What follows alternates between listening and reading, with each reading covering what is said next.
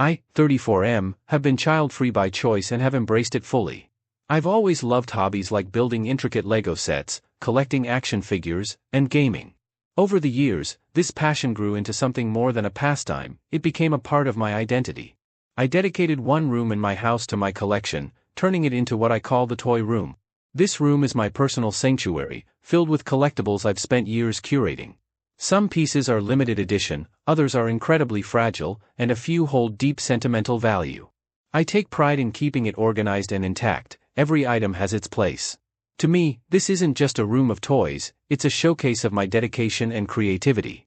A few weeks ago, my sister, 38F, came over with her husband and their 3 kids, 9F, 7M, and 5M. I was excited to host them and had set up activities in the living room, including toys I had bought specifically for the kids to play with.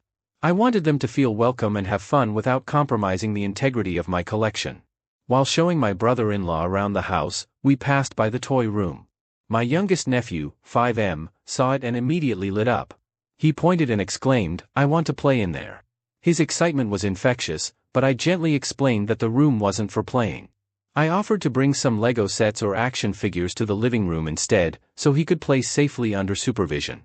This didn't sit well with my sister. She gave me a pointed look and said, "Come on, let them have some fun. They're just kids." I stood my ground, explaining that the room contained fragile and expensive items that weren't meant for rough handling. She rolled her eyes, muttering that I was being ridiculous. Her kids looked disappointed, and I could tell she was annoyed, but I thought the issue was resolved. Later that evening, while we were all sitting together, my sister brought it up again. She said, "You know, it's pretty selfish to hoard a room full of toys and not let kids use them. What's the point of having all that if you're just going to keep it locked away?" I reiterated my perspective. My collection wasn't just toys, it was a hobby and an art display. I reminded her that I had gone out of my way to set up other activities for the kids. She scoffed, saying I didn't understand what it meant to be part of a family, and accused me of making her and her kids feel unwelcome. The tension lingered even after they left. Over the next few days, she texted me about it, doubling down on her stance.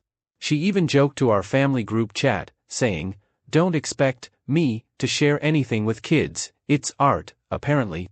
My mom chimed in, saying I could have supervised the kids in the toy room as a compromise, but my dad backed me up, insisting it was my house and my rules. Now I'm left wondering, was I being too rigid? Could I have handled it differently? Or was my sister out of line for not respecting my boundaries? Update 1. After the initial fallout, I thought my sister would eventually let the issue go. But I underestimated how much this situation had gotten under her skin.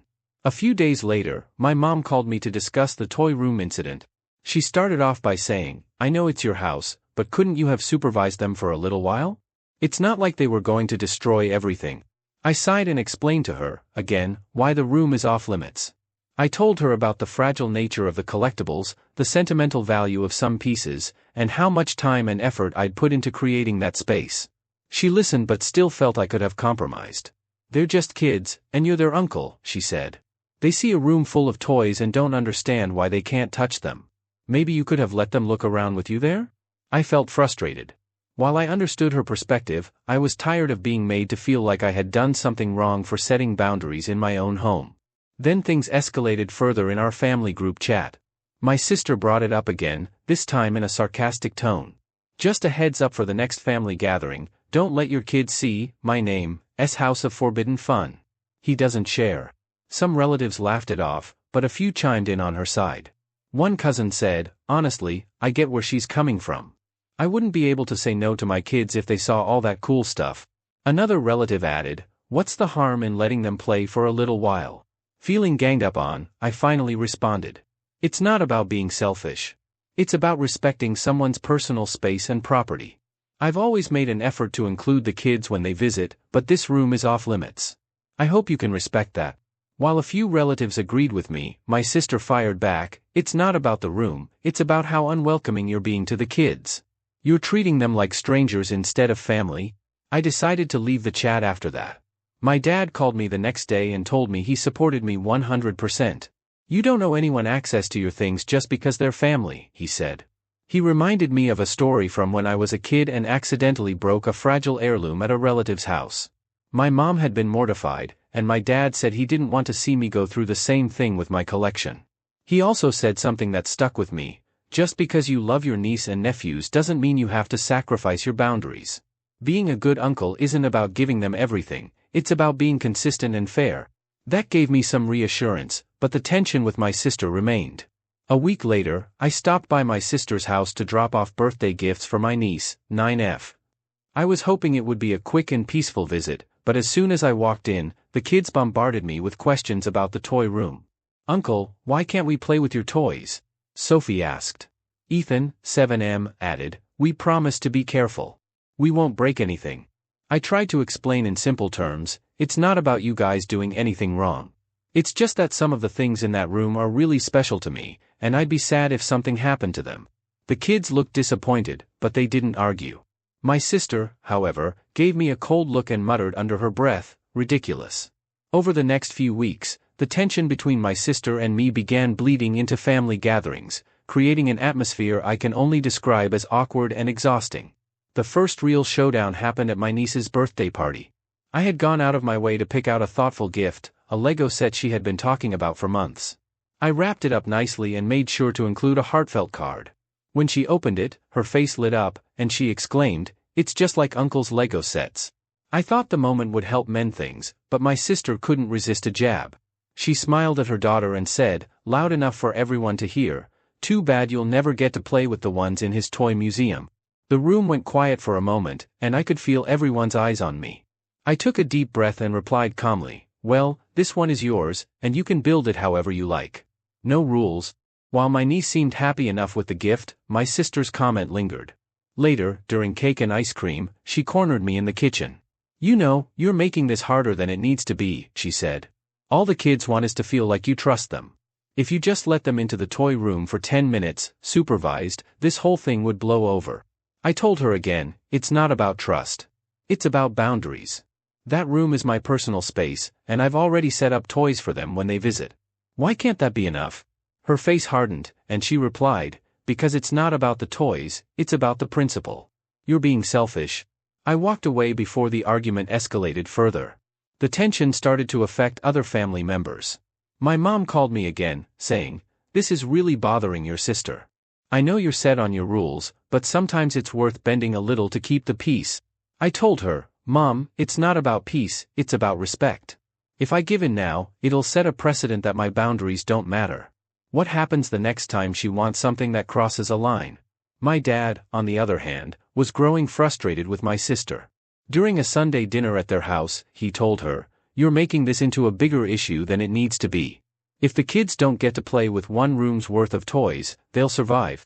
My sister snapped back, "You don't get it. He's making my kids feel like second-class citizens in their own family." That comment set off a heated debate. My dad countered with, "They're not second-class citizens, and you know it. He's always bought them toys, played with them, and made them feel welcome. This isn't about the kids, it's about you trying to control his choices." The argument ended with my sister leaving early, and the rest of us sitting in awkward silence. Meanwhile, the kids weren't letting go of the toy room either. During their next visit to my house, my niece and nephew asked again, "Can we please see the toy room? We won't touch anything." This time, they took it a step further. While I was in the kitchen getting snacks, I heard footsteps heading down the hallway. When I walked out to see what was happening, I caught them standing outside the toy room door, trying to peek in. I stopped them gently but firmly. "Hey, guys. Remember, this room is off limits. I'll set up something fun for you in the living room instead, okay?" They pouted but went back to the living room. My sister, who saw the interaction, gave me a glare and said, "You're going to make them feel like they're doing something wrong just for being curious." I responded, "They're not doing anything wrong, but I have rules in my house, and they need to respect that." She didn't reply, but her disapproval was obvious. Later that week, my sister reignited the issue in the family group chat. She sent a message saying, "It's sad that my kids have to walk on eggshells around their uncle. Isn't family supposed to be about sharing and making memories?" My cousin, who rarely gets involved in drama, replied, "I get both sides, but at the end of the day, it's my name's house and his rules. If he wants to keep one room private, that's his choice." My sister didn't take kindly to that. She fired back, "It's not about the room, it's about how he's prioritizing his toys over relationships." My kids shouldn't feel excluded just because they're not careful enough for him. I decided not to engage, but other relatives jumped in. Some defended me, saying I had every right to set boundaries, while others argued that I was being too rigid. The chat turned into a mess of back-and-forth arguments, and I eventually muted it. The next time I saw my niece and nephews, they seemed quieter than usual. I asked my niece if everything was okay, and she hesitated before saying, "Mom said you don't like when we come over." I was stunned. That's not true at all. I love when you guys visit.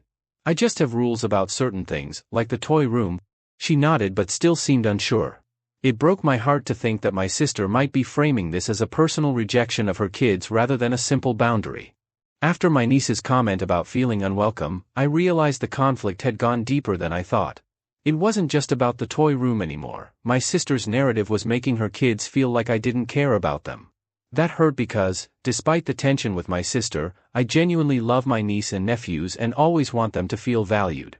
I decided it was time to address things directly, starting with the kids. I invited my sister's family over again, but this time, I focused entirely on creating a fun experience for the kids. I set up the living room with some of my more durable Lego sets and brought out action figures they could play with. I even bought a new board game for all of us to play together. When they arrived, I made a point of sitting down with them first thing. "I want you guys to know how much I love having you here," I said. "The toy room is just something special for me, but that doesn't mean I don't want you to have fun when you visit." My niece looked relieved but said, "It just feels like you don't trust us."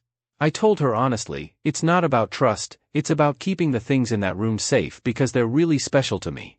But I trust you to have fun and be respectful, and I hope you know how much I care about you. Ethan, 7M, piped up, "So, we can't go in the room, but you'll still let us play with cool stuff?" I laughed and said, "Exactly." That seemed to settle things with the kids, for now. Unfortunately, my efforts didn't seem to make much of a dent with my sister. When I brought up the conversation I'd had with her kids, she was unimpressed. "It's great that you're making them feel better, but the problem is still the same," she said. "You're treating that room like a shrine and putting it above family." I calmly told her, "I'm doing my best to make everyone feel included, but I'm not compromising on the toy room. It's my personal space, and I need you to respect that." She rolled her eyes and muttered, "You're so dramatic." At this point, I felt like I was hitting a wall. I could make all the gestures in the world to connect with her kids, but if my sister continued framing the situation as me being selfish, the tension would never fully go away. Still, I didn't want to give up. Over the next few weeks, I made an effort to spend more time with my niece and nephews.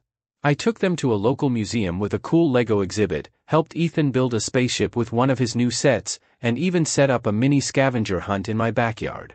The kids seemed to appreciate the attention, and I noticed they stopped asking about the toy room as much. My niece even thanked me one day, saying, "You're a fun uncle. I just wish Mom didn't get so mad." That comment stung. I realized that no matter how much I tried, my sister's resentment was starting to overshadow the positive moments I was creating with her kids. The breaking point came during a family dinner at my parents' house. My sister brought up the toy room again. "This time," she said, "it's not just about the kids, it's about the message you're sending. You're basically telling them they're not good enough to be trusted." I responded, "That's not what I'm saying at all. I've explained my boundaries, and I've done everything I can to make them feel welcome. But I'm allowed to have personal space, even if it's hard for you to understand." That set her off.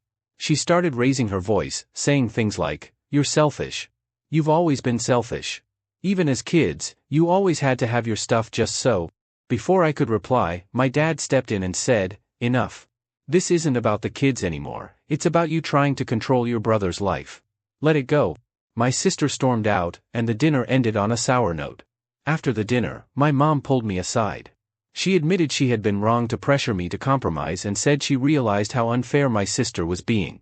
"I think she's projecting her own frustrations onto you," my mom said. "She feels overwhelmed with the kids, and seeing your freedom probably makes her resentful." That insight gave me some clarity. My sister wasn't just angry about the toy room, she was grappling with her own feelings about parenthood and her perception of fairness.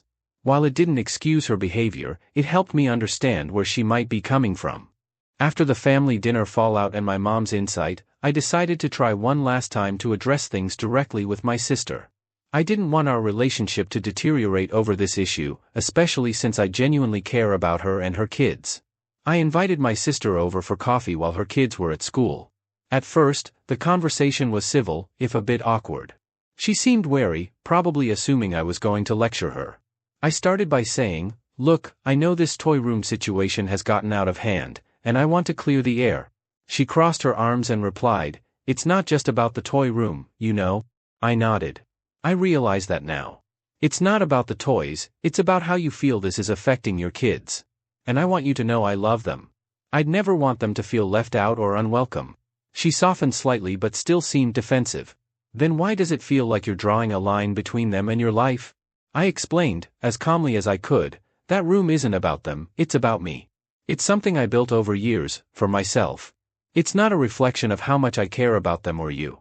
It's just something personal, and I need you to respect that. She sighed and said, "I guess I just don't understand why you're so attached to it. To me, they're just toys." That comment stung, but I reminded myself she didn't see things the way I did. I told her, "It's okay if you don't understand it, but I need you to accept it. The same way I accept the choices you make for your family." My sister surprised me by opening up about her own struggles. She admitted she had been feeling overwhelmed with the kids and frustrated that her life felt so chaotic compared to mine. "I see you with your perfectly organized house and your hobbies, and I guess it makes me feel like I'm failing somehow," she said. "I know it's not fair to take that out on you, but when the kids get upset about the toy room, it just makes me feel worse." It was a vulnerable moment, and I appreciated her honesty. I told her, "You're not failing. You're doing an amazing job raising 3 great kids, and I'm sorry if my boundaries have made things harder for you. That was never my intention." She nodded but didn't say much else. Over the next few weeks, I continued focusing on building a stronger bond with my niece and nephews. I invited them over for a weekend movie marathon, complete with popcorn and their favorite snacks. I also took them to the park for a day of playing tag and soccer. During one visit, my nephew Ethan, 7M, asked, "Do you ever play with the toys in your room?" I laughed and said, "Sometimes, but mostly I just like looking at them. They remind me of cool things I've done or places I've been." He thought about it for a moment and then said, "That's kind of like how I keep my soccer trophies on my shelf. I don't play with them, but I like seeing them." It felt like a small breakthrough. He was starting to understand the idea of preserving something special. Unfortunately, while things were improving with my sister and her kids, the extended family hadn't let the issue drop entirely. My aunt brought it up during a family barbecue, saying, "You know, I don't get why you can't just let the kids into the room once in a while. What's the big deal?" Before I could respond, my dad interjected. "We've been over this 100 times. It's his house, his rules. If you don't like it, you're welcome to host all the kids at your place and let them touch whatever you want." That shut her down quickly, but I could tell my sister felt embarrassed. After the barbecue, she texted me, saying, "I wish everyone would stop making a spectacle of this. It's humiliating." I replied, "Agreed. Let's put it behind us." The real turning point came when my niece, Sophie, 9F, handed me a drawing she had made. It was a picture of my toy room, complete with shelves of Lego sets and action figures. At the bottom, she had written, "Uncle's Museum." I smiled and asked, "Is this what you think my room looks like?" She nodded and said, "It's like a museum for cool stuff. I think it's neat that you take care of it so much." That moment made all the stress feel worth it. Slowly but surely, the kids were starting to see the toy room not as a forbidden place but as something unique to me, something they could respect, even if they couldn't touch it. After my conversation with Sophie and her sweet drawing of my museum, things began to feel more manageable. The kids seemed to have accepted that the toy room was a special space for me, and I was hopeful that the issue might finally be behind us. However, some tensions with my sister and extended family lingered, and not everyone was ready to let the matter rest. Things took an unexpected turn when my sister-in-law, my brother's wife, decided to weigh in. At a family gathering, she cornered me with a smug smile and said, "So, do we all have to sign waivers before coming into your house now? I hear the toy room is off-limits unless you're wearing gloves." Her tone was half joking but clearly meant to provoke. I gave her a polite smile and said, "It's not that serious. I just like to keep my collection intact." She rolled her eyes and said, "It's just toys, though. You're a grown man, don't you think it's a little weird to have a whole shrine for stuff like that?" Before I could respond, my dad, who had been within earshot, jumped in. "It's not weird, and it's none of your business. You don't see him criticizing your collection of fancy handbags, do you?" The conversation ended there, but my sister-in-law's comment stayed with me. It made me realize that, For some family members, my toy room wasn't just a source of curiosity, it was also a target for judgment. A few days later, I decided to check in with my sister again. While we were making progress, I could tell she was still uneasy about how the situation had unfolded. I said, "I know this whole toy room thing caused a lot of drama, and I want us to move past it. Is there anything else bothering you about it?" She hesitated before admitting, "I guess it just feels like your life is so put together. You have this perfect house, your hobbies, and all this freedom. Meanwhile, I'm juggling 3 kids, a job, and barely keeping my head above water." Her honesty caught me off guard. I told her, "I might not have kids, but I know life isn't perfect for anyone. I'm not trying to make you feel like I've got it all figured out. I just have different priorities." She nodded, and for the first time, I felt like we were truly on the same page. Over time, the kids began to surprise me with their thoughtfulness. One weekend, they came over for a visit, and I overheard Ethan telling Sophie, "Don't ask about the toy room, it's Uncle's special place." It was such a small moment, but it meant the world to me. It showed that they were starting to respect the boundary I had worked so hard to establish. That same visit, I let them build one of my older Lego sets in the living room. They were so careful with the pieces, making sure to put everything back exactly as they found it. When they finished, Sophie proudly showed me the completed model and said, "We took extra good care of it, just like you do." I couldn't help but smile. My sister also began to ease up. At one point, she jokingly said, "I guess the toy room really is your version of a man cave." I replied, "Exactly. Just with more bricks and less beer." We both laughed, and while it didn't erase the tension from before, it felt like a step toward healing. The extended family, on the other hand, was still a mixed bag. Some relatives continued to make snide comments, while others defended me. I decided to stop engaging with those who couldn't respect my choices. The real resolution came during a casual family dinner at my house. I invited my sister's family and my parents over, keeping things low-key. This time, I made a point of focusing on the kids and making sure they felt included. We played board games, built puzzles, and cooked together. At the end of the night, as everyone was leaving, my sister pulled me aside and said, "Thanks for tonight. I think we're all finally starting to get it." It wasn't an outright apology, but it was enough for me. I've learned a lot from this experience. Setting boundaries with family isn't always easy, especially when those boundaries are misunderstood or challenged. But I've also realized that standing firm in your values doesn't mean you can't compromise in other ways to make people feel valued. The toy room remains my sanctuary, but my relationship with my niece and nephews has grown stronger. They've stopped seeing it as a forbidden zone and started appreciating it as something special to me. And while my sister and I may never see completely eye to eye, we're at a place where we can move forward without resentment. For now, I'm focusing on keeping my boundaries intact while fostering the relationships that truly matter.